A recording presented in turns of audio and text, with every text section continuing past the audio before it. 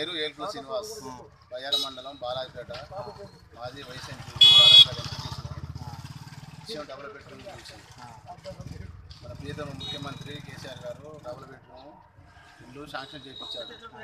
మా బాలాపేట పంచాయతీకి 20 double bedroom ఇల్లు శాంక్షన్ అయింది. ఆ 20 డబుల్ బెడ్రూమ్ ఇల్లు గతంలో 30 సంవత్సరాల కింద కాలనీ కడితే కాలనీ కూలిపోయి పశువులు చనిపోయి ఆడ మనుషులు కూడా చనిపోవడం జరిగింది.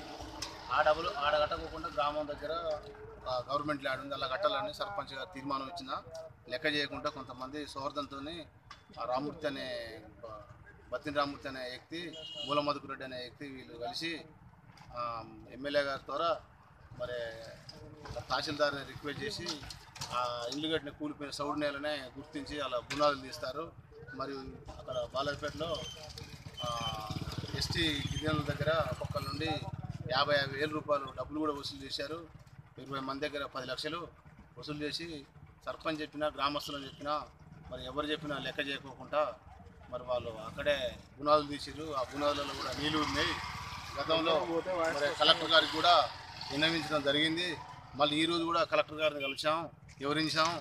మరి కలెక్టర్ గారు కూడా ఇప్పుడు అక్కడ ఐటీడీ జాపారెడ్డి గారితో మాట్లాడడం జరిగింది. తక్షణమే